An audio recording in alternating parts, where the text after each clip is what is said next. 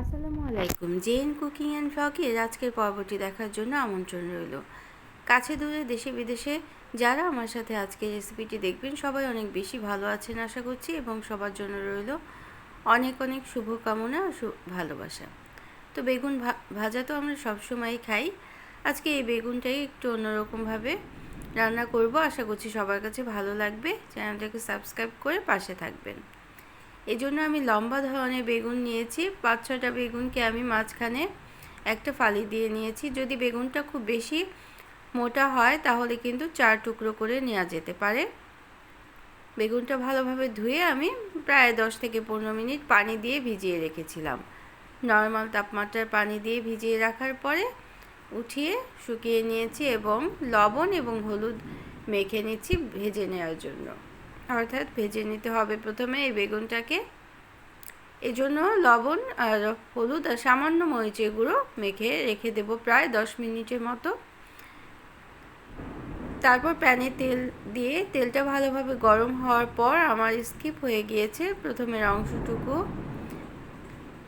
বেগুনটা ভেজে নেওয়ার প্রথমের অংশটুকু। তো প্রথমে আমরা নিচের অংশটা দিয়েছি এবং তেলটা ভালোভাবে গরম হওয়ার পর নিচের অংশটা দিয়েছি এবং উল্টে পাল্টে বেগুনটাকে গাঢ় বাদামি করে ভেজে তুলে নিয়েছি।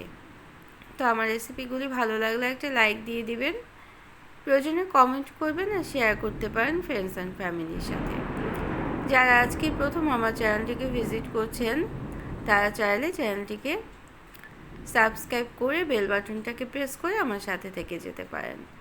যারা অলরেডি আমার সাথে আছেন তাদের জন্য রইল অসংখ্য অসংখ্য ধন্যবাদ। আজকের ভিডিওটা কিন্তু স্কিপ করবেন না, মাত্র 5 মিনিটের একটা ভিডিও স্কিপ করে দেখবেন না। আর এইভাবে যদি বেগুনটা রান্না করেন তাহলে গরম ভাত খিচুড়ির সাথে অনেকই বেশি ভালো লাগবে। একবার এভাবে ট্রাই করে দেখতে পারেন এবং আমাকে কমেন্ট করে জানাবেন কেমন হলো। তো আমরা এখন বেগুনটাকে ভেজে তুলে নেব।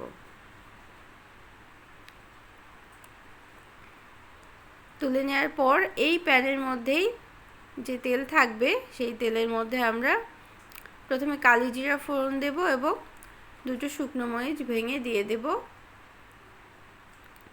এবং একটা তেজপাতা দিয়ে দিলাম। তো 1 মিনিট সময় ভেজে নেওয়ার পর আমরা পেঁয়াজ কুচি দিয়ে দেব। পেঁয়াজটা কিন্তু খুব মিহি করে কুচি করে নিতে হবে। চাইলে পেঁয়াজের বাটাটাও দিতে পারেন, সেটাও অনেক বেশি ভালো হয়, মজাদার হয় এই বেগুনের রান্নাটা তৈরি করতে। পেঁয়াজ কুচি দেওয়ার পর আমরা টমেটো কুচি দিয়ে দিলাম। টমেটোটাও পিউরি হিসেবে দেওয়া যেতে পারে। সেক্ষেত্রে একটা মিক্সার জারে টমেটো নিয়ে ব্লেন্ড করে নিলেই হলো। তো আমি 2টো ছোটো সাইজের টমেটো এভাবে কুচি করে দিয়ে নিয়েছি এবং একটু সময় নিয়ে পেঁয়াজ আর টমেটোটা নরম করে নিতে হবে। নরম করে নেওয়ার পর আমরা সামান্য পানি দিয়ে দিলাম এবং মশলা দিয়ে দেব। মশলা হিসেবে যথারীতি যা দেয়া হয়, লবণটা সামান্য পরিমাণ দিলাম যেহেতু আমরা বেগুন ভাজার সময় লবণ দিয়েছিলাম। তো এই জন্য আধা চা চামচ লবণ, আধা চা চামচ জিরে গুঁড়ো, 1 চা চামচ আদা আর রসুনের পেস্ট দিয়ে কিছুক্ষণ নেড়ে নিতে হবে এবং শুকনো মরিচ দিয়ে দিলাম আধা চা চামচ, শুকনো মরিচের গুঁড়োটা দিয়ে দিলাম আধা চা চামচ দিয়ে এখন আবারও কিছুটা পানি দিয়ে মশলাটা খুব ভালোভাবে কষিয়ে নিতে হবে। এই বেগুন রান্নাতে মশলাটা কিন্তু ভালোভাবে তৈরি করে নিতে হয়, তাহলে রান্নাটা অনেক বেশি সুস্বাদু হয়। এজন্য আমি আবারও কিছু পানি দিয়ে মশলাটাকে ভালোভাবে কষিয়ে নিলাম। তারপর আমরা টক দই নিতে হবে। এখানে 3 টেবিল চামচ টক দইকে ভালোভাবে ফেটিয়ে নিতে হবে। পানিটা কিছুটা ঝরিয়ে নিয়েছি এবং ভালোভাবে ফেটিয়ে নেওয়ার পর এই টক দইটা আমরা দিয়ে দিলাম। টক দইটা কিন্তু অবশ্যই ফেটিয়ে নিতে হবে, না হলে একটা ছানা ছানা ভাব থেকে যাবে, ভালো লাগবে না ঝোলটা। তো এই রান্নাতে খুব বেশি ঝোল রাখবো না, এই জন্য পানির পরিমাণটা একটু বুঝে শুনেই দিতে হবে। আমরা বাটিটা ধুয়ে আর একটু পানি দিয়ে দিলাম।